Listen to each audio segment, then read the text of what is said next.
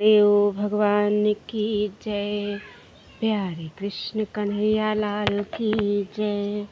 श्री गर्ग संहिता श्री विज्ञान खंड चल रहा है और आज है छठा अध्याय, मंदिर निर्माण तथा विग्रह प्रतिष्ठा एवं पूजा की विधि। राजा उग्रसेन ने पूछा, मुनि, गृहस्थ कर्म ग्रह से ग्रस्त रहता है, ऐसी कौन सी विधि है जिसके द्वारा यह कर्माशक्त गृहस्थ महात्मा श्री कृष्ण की सेवा कर सके? उसे कहने की कृपा कीजिए। साथ ही यह भी बताइए कि जिसके जीवन में भक्ति का अंकुर ही नहीं है अथवा है तो वह बढ़ता नहीं, ऐसे व्यक्ति से स्वयं श्रीहरि किस प्रकार प्रसन्न हो सकते हैं? श्री व्यास जी बोले, यदि भक्ति का अंकुर ना हो तो सत्पुरुषों का संग करना चाहिए। सत्संग से वह अंकुर उत्पन्न हो सकता है और वेग से बढ़ भी जाता है। राजन, भगवान श्री कृष्ण के सेवन की विधि, जिसके प्रभाव से यह गृहस्थ भी शीघ्र भगवान श्री कृष्ण को प्राप्त कर सकता है और जो अत्यंत सुलभ है, वह तुम्हें मैं बतलाता हूँ। जिनकी आचार्य के सत्कुल में उत्पत्ति हुई हो तथा जो भगवान श्री कृष्ण के ध्यान में तत्पर हों, उनको गुरु बनाकर मनुष्य सिद्धि पाता है। मनुष्य को चाहिए कि वह ऐसे गुरु से महात्मा श्री कृष्ण की सेवा विधि सीखे जो भगवान विष्णु की दीक्षा से रहित है। उसका सब कुछ निष्फल हो जाता है। गुरुहीन मानव का दर्शन करने पर पुरुष का पुण्य नष्ट हो जाता है। सनातन भगवान श्री हरि का मंदिर उत्तर मुख बनवाना चाहिए। उसमें ऊंचा आसन स्थापित करके उसके ऊपर कलश से सुशोभित पीठ स्थापित करे। उसमें 3 सीढ़ी बनाए जिनके नाम सत्य, चित्त एवं आनंद रखे। आसन को मूल्यवान वस्त्र से ढककर उस पर रुई की गद्दी बिछा दे। उसके आसपास तकिए लगाकर उन्हें स्वर्ण के तारों से निर्मित वस्त्र से ढक दे। दीवालों पर भांति भांति के चित्र अंकित करे और भीतर पर्दा लगा दे। सब ओर मंडप बनाए तथा तोरण, वंदनबार, झरोखे, जल के फुहारे तथा जालियों से मंदिर को खूब सजाया जाए। मंदिर के आंगन में चांदी के सुंदर सभा मंडप बनाए जाएं। वहां आंगन के बीच तुलसी जी का मनोहर चबूतरा हो। मंदिर के बाहरी द्वार पर 2 हाथी बनवाने चाहिए। राजन, वैसे ही बनावटी 2 सिंह भी बैठा दे। मंदिर का शिखर सोने का हो, शिखर पर उसके नीचे चक्र बनवा दे। मंदिर के द्वार पर अगल बगल श्रीहरि के मंगलमय नाम लिखने चाहिए।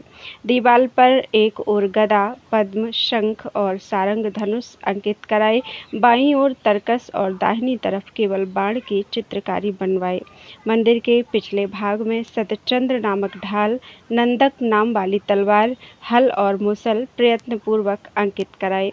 सिंहासन की पीठ पर गोपियों तथा गौओं को, उनकी सीढ़ी पर गोपालकों को और किवाड़ पर जय एवं विजय लिखे। देहली पर कल्प वृक्ष, खंभों पर मनोहर लताएं, जहाँ तहाँ दीवालों पर पापनाशिनी गंगा, यमुना, वृंदावन, गोवर्धन, चीरहरण तथा रासमंडल आदि के लीला चित्र अंकित कराए। फिर प्रयत्न करके चित्रकूट, पंचवटी, राम रावण का युद्ध अंकित कराए, किंतु उसमें जानकी हरण का प्रसंग अंकित न कराया जाए। 10 अवतारों के चित्र, नर नारायणाश्रम, बद्रिकाश्रम, 7 पुरियाँ, 3 ग्राम, 9 वन और 9 ऊसर भूमि के चित्र अंकित कराए। बुद्धिमान पुरुष इस प्रकार के चित्रों को अंकित करा के मंदिर का निर्माण कराए। तदनंतर उसमें भगवान श्री कृष्ण के विग्रह की स्थापना करे। श्री कृष्ण की किशोर अवस्था हो और वे हाथ में बांसुरी लिए उसे बजाना ही चाहते हों तथा उनका दाहिना पैर टेढ़ा हो। इस प्रकार का रूप सेवा के लिए सर्वोत्तम माना गया है।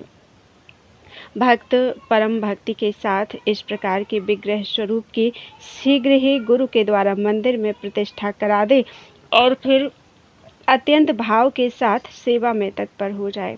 जीभ को भगवान के प्रसाद के रस में, नासिका को तुलसी दल की सुगंध में और कानों को भगवान की कथा श्रवण में लगा दे।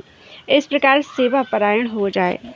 भागवतोत्तम पुरुषों का कहना है कि जो भाव को जानने वाला पुरुष रात दिन श्री कृष्ण की सेवा करता है, वही प्रेम लक्षण संपन्न उत्तम भक्त है। राजन, 1000 अश्वमेध और 100 राजसु यज्ञ भगवान श्री कृष्ण के सेवन की 16वीं कला के एक अंश के बराबर भी नहीं है। जो मनुष्य श्री कृष्ण चंद्र की लीला कथा तथा सेवा के उपदेशक का भी दर्शन कर लेता है, वह करोड़ों जन्म के किए हुए पापों से छूट जाता है, इसमें कोई संशय नहीं है। देहावसान हो जाने पर उसे ले जाने के लिए श्याम सुंदर के समान मनोहर विग्रह वाले भगवान के पार्षद गोलोक से रथ लेकर दौड़े आते हैं। बोलो वृंदावन बिहारी लाल की जय। 7वां अध्याय नित्य कर्म और पूजा विधि का वर्णन। श्री वेदव्यास जी बोले, राजन, ब्राह्म मुहूर्त में उठकर भगवान गोविंद, गुरुदेव और कश्यप आदि ऋषियों के नामों का बारंबार उच्चारण करे। तत्पश्चात वह हरिभक्त भूमि को प्रणाम करके जमीन पर पैर रखे। फिर वह सकाम भक्त आचमन करके तत्काल आनंद पूर्वक आसन पर बैठ जाए। हाथों को गोद में रखकर श्वास रोककर गुरुदेव का ध्यान करे। भगवान गुरुदेव ज्ञान मुद्रा धारण किए हुए हैं। उनका स्वरूप अत्यंत शांत है और वे स्वस्तिकासन से विराज रहे हैं। यूँ गुरुदेव का ध्यान करने के पश्चात भक्त एकाग्र मन होकर भगवान श्री कृष्ण चंद्र का ध्यान करे। श्री कृष्ण चंद्र की अवस्था किशोर है, श्यामल श्री विग्रह है, जो करों में वंशी एवं वैद से विभूषित अत्यंत ही मनोहर है। इस प्रकार श्री हरि का ध्यान करने के पश्चात बाहर चला जाए। महाराज, गृहस्थ पुरुष कैसे पवित्र होता है, अब उस विधान को पूरा सुनो। मिट्टी लेकर अश्वक्रांते इत्यादि मंत्र से शौच के अंत में 1 बार लिंग में, 3 बार गुदा में, 10 बार बाएं हाथ में, 7 बार दोनों हाथों में तथा 3-3 बार प्रत्येक पैर में मिट्टी और जल लगाकर शुद्धि करे। ब्रह्मचारी और वानप्रस्थ को इससे दूना करना चाहिए। भगवान की सेवा करने वाले सन्यासी की शुद्धि इससे चौगुना करने पर होती है। रोगी और पथिकों की इसके आधे से तथा शूद्र एवं स्त्री का उससे भी आधे से पवित्र होने का विधान है। शौच कर्म से रहित मनुष्य की सारी क्रियाएं निष्फल हो जाती हैं। मुख की शुद्धि भी होनी चाहिए, क्योंकि मुख शुद्धि से रहित मनुष्य को मंत्र फल देने वाले नहीं होते।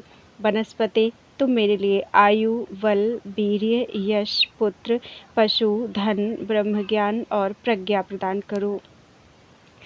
आयुर्बलं यशो वर्चः प्रजाः पशुवशूनि च ब्रह्म प्रज्ञां च मेधां च त्वं नो देहि वनस्पते।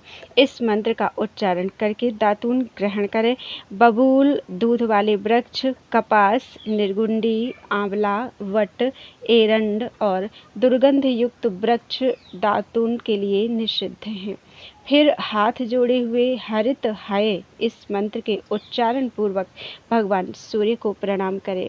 तदनंतर स्वस्थ चित्त हो प्रहलाद आदि भगवान श्री हरि के भक्तों को प्रणाम करें। तुलसी की मिट्टी लगाकर स्नान करें। स्नान करते समय श्री गंगा अष्टक और यमुना अष्टक का सविधि पाठ करना चाहिए।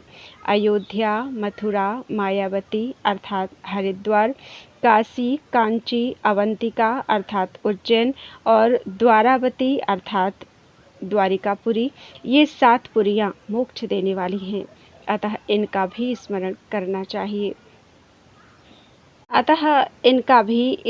करना चाहिए।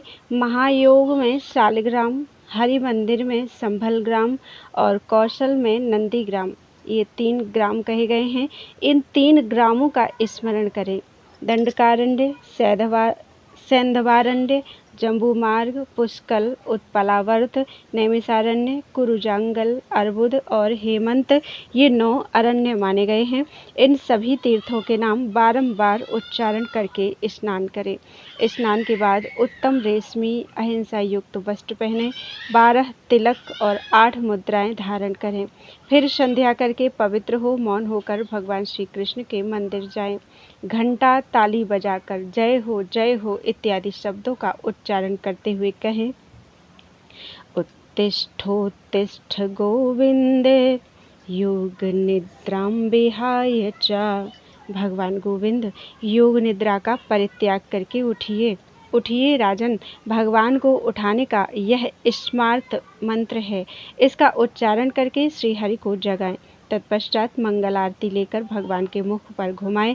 तदनंतर देश एवं काल के प्रभाव को जानने वाला तथा भाव का ज्ञाता वह भक्त तदनुकूल ही भगवान को स्नान कराकर मंगलमय वस्त्राभूषणों के द्वारा भगवान का श्रृंगार करे। पश्चात आरती करके भगवान को अन्न भोग अर्पण करे। भांति भांति के रसमय उत्तम भोज्य पदार्थों का महाभोग निवेदन करके महाभोग की आरती करे। तदनंतर भगवान को शयन कराए। इसके बाद तुलसी की गंध से युक्त परम प्रसाद को नित्य प्रति स्वयं ग्रहण करे। जो नित्य इस प्रकार भगवान की पूजा करता है वह कृतार्थ हो जाता है, इसमें कोई संदेह नहीं है। इसके बाद विधिवत मध्याह्न का राजभोग निवेदन करके राजभोग की आरती करे। फिर भगवान को शयन कराए। दिन की 4 घड़ी शेष रहने पर यथाविधि शंख बजाकर श्री हरि को उठाए। तदनंतर संध्या की आरती करके दूध आदि निवेदन करे। प्रदोष काल आने पर प्रदोष की आरती करे। रात में उत्तम मिष्ठान्न का भोग लगाकर श्री हरि को शयन कराए। राजेंद्र, यह राज सेवा है। राजाओं के लिए ही इस प्रकार की सेवा का विधान है, अतः इसका नाम राजसी है। भगवान श्री कृष्ण की सेवा में दत्त चित्त हो सम्यक प्रकार से लगा हुआ मनुष्य अपने 100 कुलों को तार कर आत्यंतिक परम पद को प्राप्त होता है। श्री कृष्ण जन्माष्टमी, रामनवमी, राधाष्टमी, अन्नकूट, वामन द्वादशी, नरसिंह चतुर्दशी तथा अनंत चतुर्दशी, इन अवसरों पर भगवान श्री कृष्ण की महापूजा करनी चाहिए। बोल वृंदावन बिहारी लाल की जय। 8वां अध्याय पूजा विधि का वर्णन। श्री व्यास जी बोले, तदनंतर स्नान एवं नित्य नैमित्तिक क्रिया का संपादन करके शुद्ध स्थंडिल पर 5 रंगों से युक्त मंडल बनाएं। वेद की ऋचाओं द्वारा विधिवत मंगलमय दिव्य उज्ज्वल कमल की रचना करें। उसमें 32 दल हों और वह केसर और कर्णिका से युक्त हो। राजन, कर्णिका के ऊपर श्रीहरि का सुंदर सिंहासन स्थापित कराए। उस पर राधा, रमा, भूदेवी और बिरजा की स्थापना करें। उन देवियों के मध्य में साक्षात पुरुषोत्तम भगवान श्री कृष्ण को प्रतिष्ठित करें। कमल के 8 दलों में राधिका जी की मंगलमयी 8 सुंदरी सखियां रहें। इसके बाद 8 दलों में भगवान श्री कृष्ण के सखाओं की स्थापना करें। इस प्रकार 16 दलों पर सखियों के 2-2 समुदाय रहें। फिर बुद्धिमान पुरुष कमल के समीप शंख, चक्र, गदा, पद्म, नंदक नामक तलवार, सारंग, धनुष, बाण, हल, मुसल, कौस्तुभमणि, वनमाला, श्रीवत्स, नीलांबर, पीतांबर, बंसी और बैत, इन सबको स्थापित करें। फिर उसके पार्श्व में तालध्वज एवं गरुड़ ध्वज से युक्त रथ, सुमति एवं दारुक नाम वाले सारथी, गरुण, कुमुद, नंद, सुनंद, चंड, प्रचंड, बल, महाबल और कुमुदाक्ष की विद्वान पुरुष यत्नपूर्वक स्थापना करें। इसी प्रकार शव दिशाओं में पृथक पृथक दिक्पालों को पधराना चाहिए।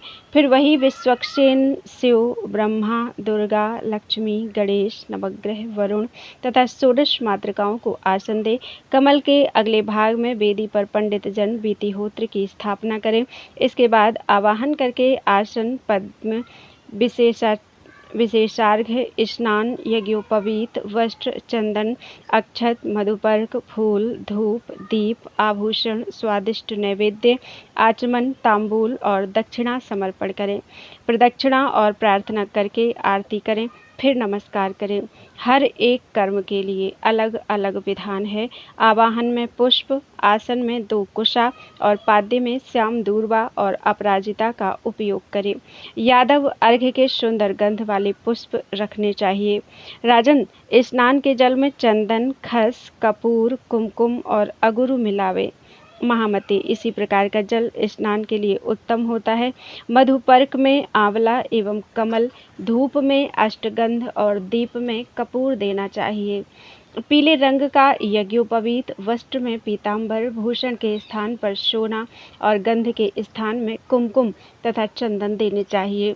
फूलों में तुलसी की मंजरी, अक्षतों में चावल और नैवेद्य में नाना प्रकार के पकवान और सटरस भोजन पदार्थ उत्तम माने गए हैं। जल में केवल गंगा जल और यमुना जल, राजन, भोजनोपरांत आचमन के जल में जायफल और कंकुल मिला दे, तांबूल में लौंग और इलायची मिला दे, दक्षिणा के स्थान पर सुवर्ण अर्पण करे। प्रदक्षिणा के प्रकरण में घूमना और आरती में गऊ का घृत लेना योग्य है। महाराज, प्रार्थना में भगवान श्री हरि की प्रेम लक्षण युक्त भक्ति करना और नमस्कार के स्थान पर अत्यंत नम्र होकर साष्टांग दंडवत प्रणाम करना चाहिए। तदनंतर पूजक को चाहिए कि वह पवित्र होकर द्वादशाक्षर मंत्र से शिखा बांध ले और पूजा की सभी सामग्रियां आगे रखकर भगवान के सामने बैठ जाए। इस प्रकार श्री गर्ग संहिता में श्री विज्ञान खंड के अंतर्गत नारद बहुलाशु संवाद में पूजा विधि का वर्णन नामक 8वां अध्याय पूरा हुआ। बोलो वृंदावन बिहारी लाल की जय। 9वां अध्याय पूजोपचार तथा पूजन प्रकार का वर्णन। श्री व्यास जी बोले, महाराज, पूजन सामग्री अर्पण करने के सुंदर मंत्र वेद में कहे गए हैं।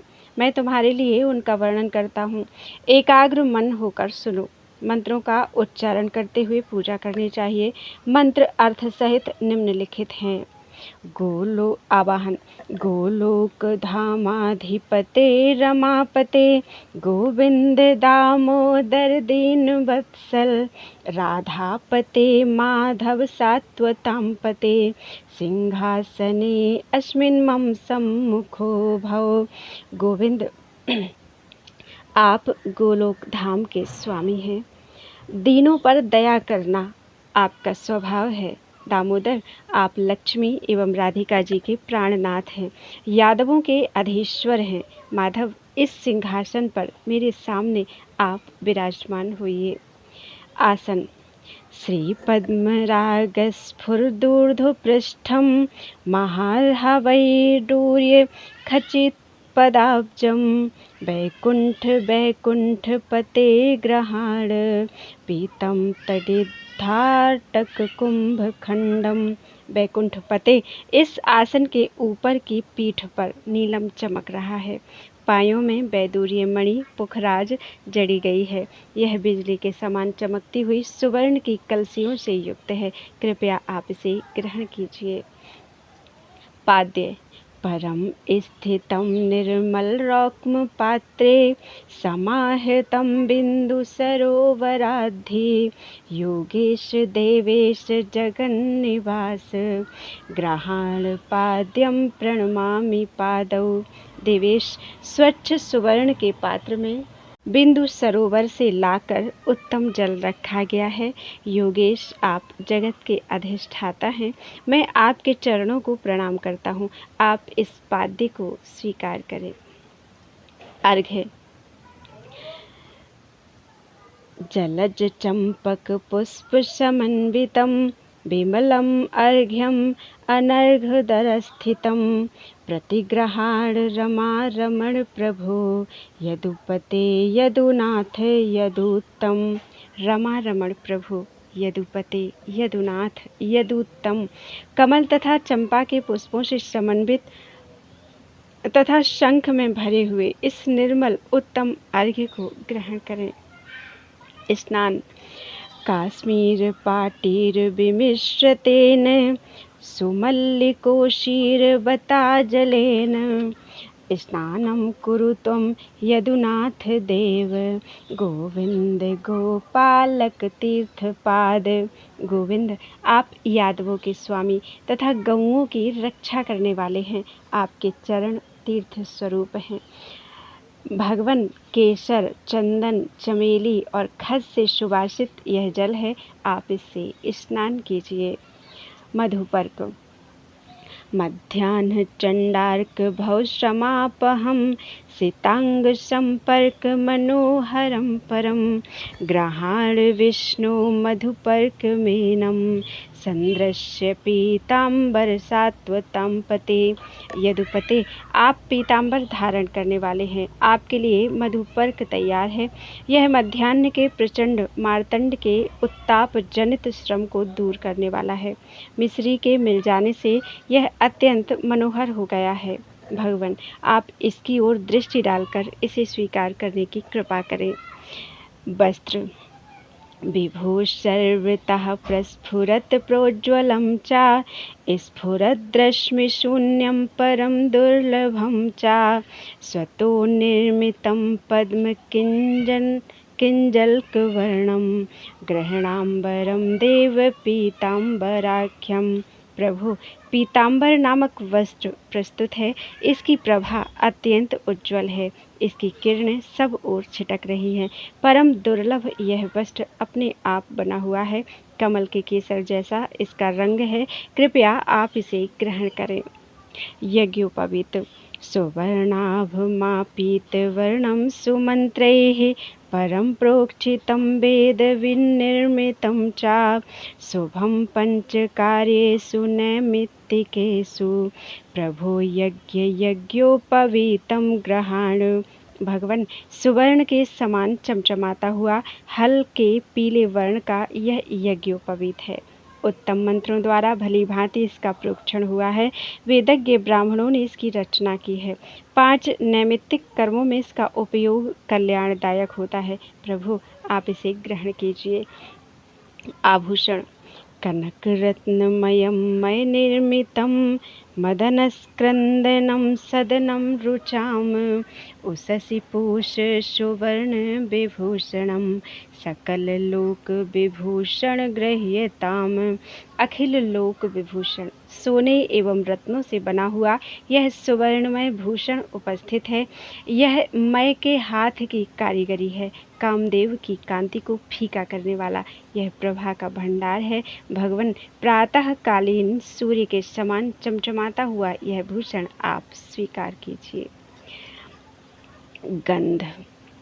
संधेन्दुशोभं बहुमंगलं श्री काश्मीरपाठीरकपङ्कयुक्तं स्वमण्डनं गन्धचयं ग्रहाण समस्तभूमण्डलभारहारिन्।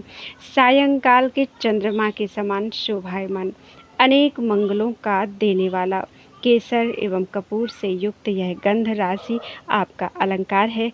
संपूर्ण लोकों के भार को दूर करने वाले भगवान, आप इसे ग्रहण कीजिए। अक्षत। ब्रह्मावर्ते ब्रह्मणा पूर्वमुक्तान् ब्राह्मैस्तोयैः सिञ्चितान् विष्णुना च रुद्रेणाराध रक्षितान् राक्षसेभ्यः साक्षात् भूमन् छतांस्त्वं ग्रहाण। पहले ब्रह्मा ने ब्रह्मावर्त देश में जिन्हें बोया था, भगवान विष्णु ने वेदमय जल से जिनका सेचन किया तथा शंकर जी ने समीप आकर राक्षसों से जिनकी रक्षा की, भगवान उन अक्षतों को स्वयं आप ग्रहण कीजिए। पुष्प। मंदार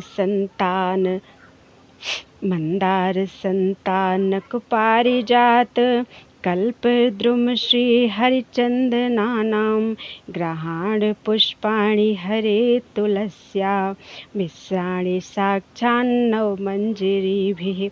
भगवान, मंदार, संतानक, पारिजात, कल्प वृक्ष और हरिचंदन के ये पुष्प उपस्थित हैं। नूतन मंजरियों के साथ तुलसी पत्रों का भी इनमें सम्मिश्रण हुआ है। आप इन्हें ग्रहण करें। धूप। लवंग पाटीरज चूर्ण मिश्रम मनुष्य देवासुर सौख्यदं च सद्यः सुगंधीकृत हर्मदेशम द्वारावती भूप ग्रहाण धूपम। द्वारिकाधीश, जो लौंग एवं मलयागिरी के चूर्ण से मिश्रित है, देवता, दानव एवं मनुष्यों को आनंदित करने की जिसमें शक्ति है तथा जो तत्काल महलों को सुगंधित करने वाला है, ऐसे धूप को आप ग्रहण कीजिए। दीप। तमोहारिणं ज्ञानमूर्ति मनोज्ञं लसद्वर्तिक कर्पूर लसद्वर्तिक कर्पूरपूरं गवाज्यं जगन्नाथ देव प्रभु विश्वदीप स्फुरज्योतिषं दीपमुख्यं ग्रहाण। प्रभु, आप जगत के स्वामी एवं विश्व को प्रकाशित करने वाले हैं। अंधकार का नाश करने वाला ज्ञान स्वरूप यह प्रधान दीप आपके लिए तैयार है, जो बत्तियों से सजाया हुआ अत्यंत मनोहर जान पड़ता है। यह गाय के घी से पूर्ण है, साथ ही इसमें कपूर भी छोड़ा गया है। भगवान, इस प्रकार चमचमाती हुई लौ वाले इस दीप को स्वीकार करें। नैवेद्य। रसैः सरैर्वेद विधि व्यवस्थितं रसैरसाढ्यं च यशोमतीकृतं ग्रहाण नैवेद्यमिदं सुरोचकं गव्यामृतं सुंदरनंदनंदन नंदनंदन। षड रस से युक्त एवं वेदोक्त विधि से तैयार किया हुआ नैवेद्य आपके लिए उपस्थित है। यह रसों से भरपूर है और यशोदा जी ने इसे बनाया है। स्वादिष्ट होने के साथ गोघृत के प्रयोग से यह अमृतमय बन गया है, अतः इसे आप ग्रहण कीजिए। जल। गंगोत्तरी वेग बलात् समुद्धृतं सुवर्णपात्रेण हिमांशु शीतलं सुनिर्मलाम्भो ह्यमृतोपमं जलं ग्रहाण राधावर भक्तवत्सल। गंगोत्री की धारा से यत्नपूर्वक प्राप्त किया हुआ यह अमृतमय जल है, जो हिमालय के टुकड़े की भांति शीतल है। यह सुवर्ण के पात्र में रखा गया है और इससे अति निर्मल आभा निकल रही है। राधावर, आप इसे स्वीकार कीजिए। आचमन। राधापते श्री बिरजापते प्रभो श्रेयः पते सर्वपते च भूपते कंकोल जाति फल पुष्प वासितम परम ग्रहाणाचमनम दयानिधे। राधापति, आप भगवती विरजा के स्वामी हैं। सर्वेश्वर, आप लक्ष्मी जी के प्राणनाथ एवं भूमंडल के अधीश्वर हैं। दयानिधे, कंकोल, जायफल और पुष्पों से सुवासित यह उत्तम आचमनीय प्रस्तुत है। प्रभु, इसे ग्रहण कीजिए। तांबूल। जाति फलैलासुलवंग नाग बल्ली दलैः पूग फलैश्च संयुतं मुक्ता सुधा खादिर सारयुक्तं ग्रहाण तांबूलमिदं रमेश। जायफल, इलायची, लौंग, नागकेशर, सुपारी, मोती की भस्म और खैर के सार से युक्त यह तांबूल स्वीकार कीजिए। दक्षिणा। नागपाल वसुपाल मौलिभिर्वन्दिताङ्घ्रि युगल प्रभु हरे दक्षिणां परिग्रहाण माधव लोक दक्षवर दक्षिणापते। प्रभु, नागपाल और वसुपालों के मुकुटों से आपके युगल चरण कमल की पूजा हुई है। आप दक्षिणा के पति हैं। प्राणियों को धन प्रदान करने में आप बड़े कुशल हैं। भगवान, आप यह दक्षिणा ग्रहण करें। नीराजन। प्रस्फुरत परम दीप्ति मंगलम गोघृताक्त नव पंचवर्तिकम आर्तिकम परिग्रहाण चार्तिहन पुण्य कीर्ति विशदीकृतावने। आरतिहन, श्रेष्ठ प्रकाश से युक्त दीप्तिमयी यह मंगलमय आरती है। गाय के घी से भीगी हुई 14 बत्तियां इसमें लगी हैं। अपनी पवित्र कीर्ति का विस्तार करने वाले भगवान, आप इसे ग्रहण करें। नमस्कार। नमोस्त्वनंताय सहस्रमूर्तये सहस्रपादाक्षि शिरोरुबाहवे सहस्रनाम्ने पुरुषाय शाश्वते सहस्रकोटियुगधारिणे नमः। जो अनंत हैं, जिनके हजारों विग्रह हैं, जिनके चरण, जंघा, बाहु, उरु, मस्तक एवं नेत्रों की संख्या भी हजारों की है, जो नित्य हैं, जिनके हजारों नाम हैं तथा जो करोड़ों युगों को धारण करने वाले हैं, उन परम पुरुष भगवान के लिए मेरा नमस्कार है। प्रदक्षिणा। समस्त तीर्थ यज्ञ दान पूर्ति कादिजं फलम लभेत परस्य शाश्वतं करोति यः प्रदक्षिणाम्। समस्त तीर्थ यज्ञ दान पूर्तिकादिजं फलं लभेत परस्य शाश्वतं करोति यह प्रदक्षिणाम। जो मनुष्य परम प्रभु भगवान की प्रदक्षिणा करता है उसके लिए संपूर्ण तीर्थ यज्ञ दान तथा पूर्त अर्थात कुआं पोखला बावली आदि खुदवाने बगीचा लगवाने आदि से उत्पन्न हुआ फल सुलभ हो जाता है। प्रार्थना।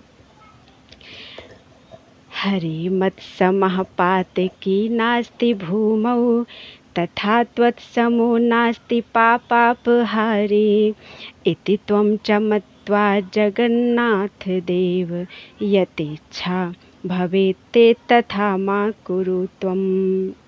भगवान, जगत में मेरे समान कोई पापी नहीं है और आपके समान कोई पाप का हरण करने वाला भी नहीं है।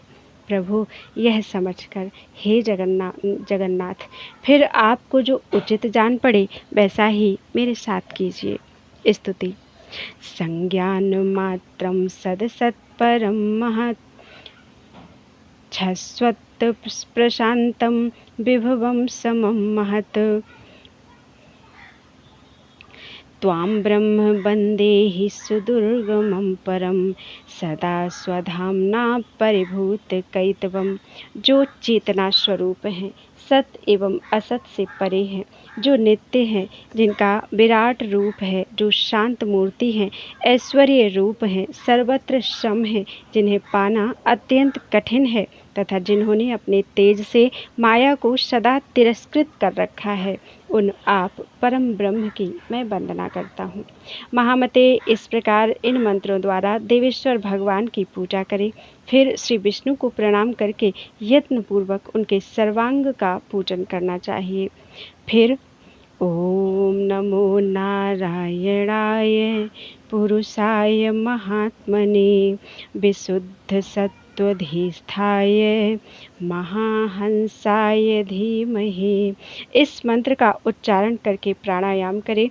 तदनंतर भगवान विष्णु, मधुसूदन, वामन, त्रिविक्रम, श्रीधर, ऋषिकेश, पद्मनाभ, दामोदर, शंकरषण, वासुदेव, प्रद्युम्न, अनिरुद्ध, अधोक्षज और भगवान पुरुषोत्तम श्री कृष्ण के लिए मेरा नमस्कार है, यूँ नमस्कार करना चाहिए।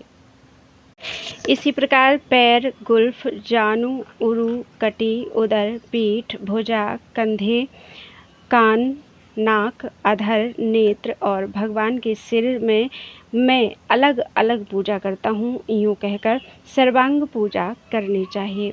फिर सखी, सखा, शंख, चक्र, गदा, पद्म, असी, धनुष, बाण, हल, मुसल, कौस्तुभ मणि, बनमाला, श्रीवत्स, पीतांबर, नीलांबर, बंसी, बैंत आदि तथा तालध्वज एवं गरुण ध्वज से युक्त रथ, दारुक और सुमति, सारथी, गरुण, कुमुद, नंद, सुनंद, चंड, महाबल, कुमुदाक्ष आदि एवं विश्वक्सेन, शिव, ब्रह्मा, दुर्गा, गणेश, दिक्पाल, वरुण, नवग्रह और षोडश मातृकाओं का आवाहन करें।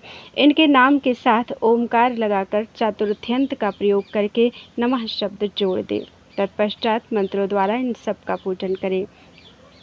ओम नमो वासुदेवाय नमः संकर्षणाय च प्रद्युम्नाय निरुद्धाय सात्वतां पतये नमः। इस मंत्र से 100 बार आहुति देनी चाहिए। फिर भगवान की प्रदक्षिणा करके महाभोग निवेदित करें। तत्पश्चात पृथ्वी पर साष्टांग दंडवत प्रणाम करके यह मंत्र पढ़ें, ध्येयम सदा इत्यादि। इसका भाव यह है, जो निरंतर ध्यान करने योग्य हैं, जिनके प्रभाव से अपमानित नहीं होना पड़ता, जो मनोरथ को पूर्ण करने वाले हैं, जो तीर्थों के आधार हैं, शिव एवं ब्रह्मा जी ने जिनका स्तवन किया है, जो शरण देने में कुशल हैं, भृत्यों का दुख दूर करना जिनका स्वभाव है, जो प्रणत जनों का पालन करने वाले तथा संसार रूपी समुद्र के लिए जहाज हैं। भगवान पुरुषोत्तम, आपके उन चरण कमलों को मैं प्रणाम करता हूँ। राजन, इस प्रकार भक्त भगवान को प्रणाम करके भगवत भक्तों के साथ विधिवत पुनः आरती करे। उस समय विवेकी पुरुष को चाहिए कि घड़ी, घंटा, वीणा, बांसुरी, करताल और मृदंग आदि बाजों के साथ भगवान का कीर्तन करे।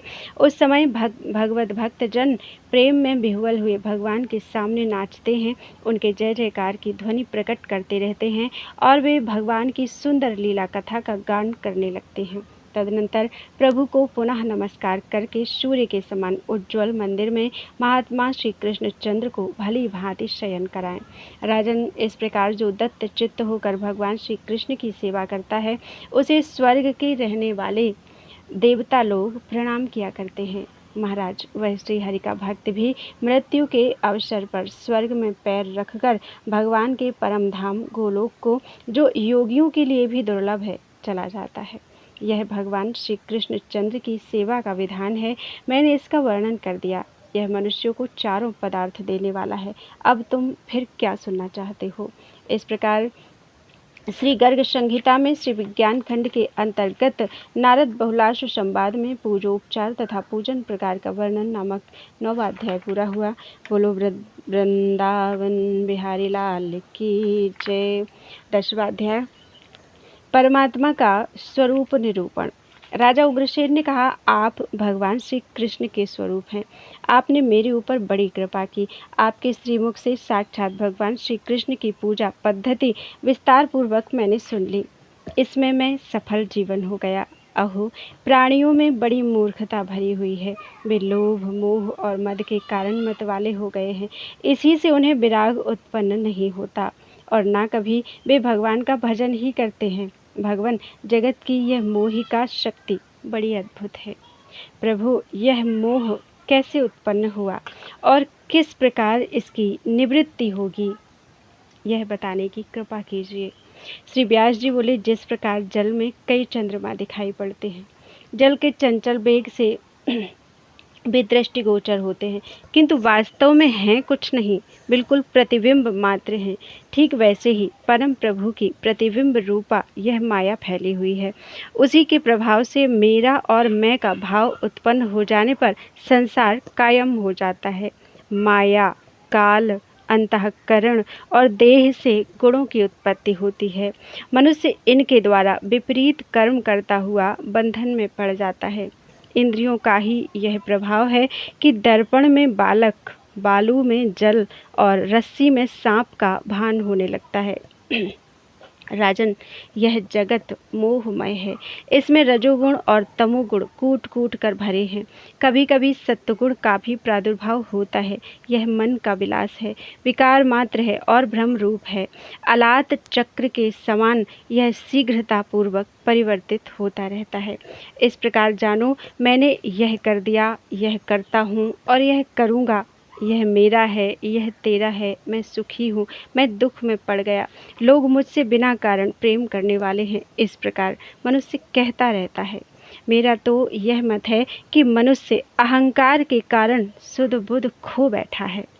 राजा उग्रसेन ने पूछा, ब्राह्मण, कृपा पूर्वक मुझसे परमात्मा के लक्षणों का वर्णन कीजिए। साथ ही यह भी बताइए कि विद्वानों ने पूजा पद्धति में भगवान श्री कृष्ण के लक्षण कितने प्रकार की बतलाए हैं। श्री व्यास जी बोले, सनातन प्रभु जन्म और मरण से रहित हैं। शोक और मोह उनके पास भी नहीं फटकते। युवावस्था तथा बुढ़ापा आदि का कोई भेद उनमें नहीं है। अहंकार, मद, दुख, सुख, भय, रोग, क्षुधा, पिपासा, कामना, रति और मानसिक व्याधि, इनके वे अविषय हैं। मुनीश्वरों ने जिस आत्मा को पहचाना है वह निरीह है, बिना देह का है, सर्वत्र उसकी गति है। वह अहंकार शून्य है, शुद्ध बल है, उसमें सभी गुण रहते हैं। वह स्वतः सबसे परे है, निष्कल एवं स्वयं मंगल रूप है और ज्ञान का साकार विग्रह है। वह आत्मा इस जगत के सो जाने पर भी जागता रहता है। यह देहधारी मनुष्य उसे नहीं जानता, किंतु वह सबको जानता रहता है। वही आद्य पुरुष है, वह सबको देखता है। किंतु यह प्राणी उसका साक्षात्कार नहीं कर पाता। उस स्वच्छ एवं मल से रहित आत्मा की मैं उपासना करता हूँ। जिस प्रकार घट से आकाश, काष्ठ से अग्नि एवं धूल से पवन व्याप्त नहीं होता तथा रंगों से स्वच्छ स्फटिक मणि में किसी प्रकार की विरूपता नहीं आती, ठीक वैसे ही यह सनातन पुरुष गुणों के रहते हुए भी उनसे लिपायमान नहीं होता। वह सत शब्द से वाच्य परमात्मा लक्षणा, व्यंजना, वाक् चातुरी, अर्थों, पदस्फोट परायण शब्दों तथा सर्वोत्तम गुणियों के द्वारा भी ज्ञान का विषय नहीं होता। फिर लौकिक प्राणी तो उसे जान ही कैसे सकता है। भूमंडल पर उसे कितने लोग कर्ता, कितने कर्म, कितने काल, कितने परम सुंदर तथा कितने विचार कहते हैं, परंतु वेदांत ज्ञानी तो उसे ब्रह्म ही कहते हैं। उस परब्रह्म को काल से उत्पन्न होने वाले गुण स्पर्श नहीं करते। माया, इंद्रिय, चित्त, मन, बुद्धि और महत्तत्व भी उसका ग्रहण नहीं कर सकते। वेद वर्णन नहीं कर पाता तथा अग्नि में चिंगारी की भांति उसमें सभी प्राणी विलीन हो जाते हैं।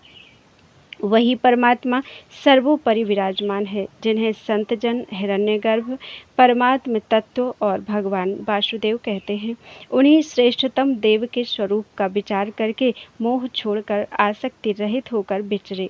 जिस प्रकार एक ही चंद्रमा अनेक जलपात्रों में अलग अलग दिखता है तथा एक ही अग्नि अनंत काष्ठों में वर्तमान है, उसी प्रकार एक ही परम प्रभु भगवान अपने द्वारा बनाए हुए विभिन्न जीवों के भीतर एवं बाहर विराज रहे हैं। जिस प्रकार सूर्योदय हो जाने पर रात्रि संबंधी अंधकार नष्ट हो जाता है और घर की वस्तुएं मनुष्यों के दृष्टिगोचर होने लगती हैं, ठीक वैसे ही ज्ञान का प्रादुर्भाव होते ही अज्ञान रूपी अंधकार भाग जाता है। फिर तो शरीर में ही मनुष्य को ब्रह्म की उपलब्धि हो जाती है। जैसे इंद्रियों की प्रवृत्तियां अलग अलग हैं, उनके भेद से गुणों के एक ही विषय में नाना अर्थ की प्रतीति होती है, उसी प्रकार अनंत परम प्रभु भगवान का तेजोमय स्वरूप एक ही है, जबकि मुनियों के शास्त्र अनेक हैं, जिसके कारण उनका भेद पूर्वक वर्णन किया गया है।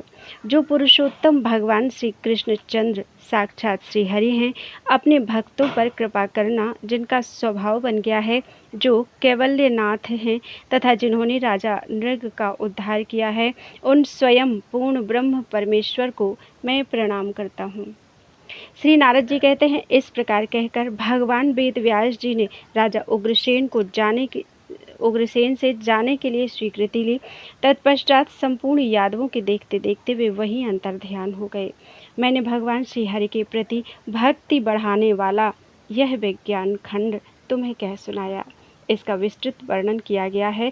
इसे श्रोतागणों को मोक्ष प्रदान करने वाला कहा गया है। गर्गाचार्य जी ने इसका वर्णन किया है। अतएव गर्ग संहिता नाम से इस ग्रंथ की प्रसिद्धि हुई है। यह संहिता संपूर्ण दोषों को हरने वाली, परम पवित्र तथा चारों प्रकार के मनोरथों को देने वाली है। अब तक गोलोक, वृंदावन, गिरिराज, माधुर्य, मथुरा, द्वारिका, विश्वजित, बलभद्र तथा विज्ञान, इन 9 खंडों में इसका वर्णन हुआ है। महाराज, जिस प्रकार 9 उत्तम रसों से भगवान श्री कृष्ण चंद्र का श्री विग्रह विभूषित है तथा भारत आदि 9 वर्षों से पृथ्वी अत्यंत सुशोभित है, ठीक वैसे ही इन 9 खंडों द्वारा मुनि प्रणीत यह गर्ग संहिता निरंतर शोभा पा रही है। जिस प्रकार भगवान श्री कृष्ण की अंगुलियों में तपाए हुए सुवर्ण की मुद्रिका 9 रत्नों से अलंकृत है, वैसे ही चतुर्वर्ग फल को देने वाली के रूप में यह गर्ग संहिता सर्ग और विसर्ग आदि 9 अंगों से सुशोभित है। महाराज, जो पुरुष भक्तिपूर्वक निरंतर मुनि प्रणीत गर्ग संहिता का श्रवण करते हैं, उन्हें संसार में प्रचुर सुख मिलता है और अंत में वे गोलोक धाम को चले जाते हैं। यदि बंध्या स्त्री भी अनेक पुत्रों की उत्कट लालसा से युक्त हो पीताम्बर धर भगवान श्री कृष्ण की वंदना करके इस संहिता का श्रवण करे, तो वह शीघ्र ही अपने घर के आंगन में बहुत से बालकों को घुमाती हुई निरंतर उनके साथ साथ घूमने लगती है। इस कथा को सुनकर रोगी मनुष्य रोगों से, भयभीत पुरुष भय से तथा बंधन प्राप्त पुरुष बंधन से मुक्त हो जाता है। निर्धन को विपुल धन संपत्ति मिल जाती है और मूर्ख तुरंत ही पंडित हो सकता है। जो धनाढ्य राजा कार्तिक के महीने में मुनि प्रणीत गर्ग संहिता का श्रवण करता है, निस्संदेह वह चक्रवर्ती राजा हो जाएगा और बड़े बड़े राजा लोग उसके चरण पादुका को उठाकर रखेंगे। वह मन की चाल के समान तेज चलने वाले सिंधु देशवासी घोड़ों और विंध्य गिरि पर उत्पन्न होने वाले विशाल हाथियों से संपन्न होगा। वैतालिक आदि उसका यशोगान करेंगे और बार वधूजन उसकी सेवा करेंगी। जिसके सोने के सींग हों, तांबे की पीठ हो, चांदी के खुर हों और जिसे आभूषणों से सजाया गया हो, जो प्रत्येक खंड को सुनने के बाद ऐसी 2 गऊओं का दान करता है, उसके सभी मनोरथ पूर्ण हो जाते हैं। जनक जी, वही यदि निष्काम भाव से समूची गर्ग संहिता का श्रवण करता है तो भक्त वत्सल भगवान श्री कृष्ण उसके हृदय कमल पर सदा निवास करने लगते हैं।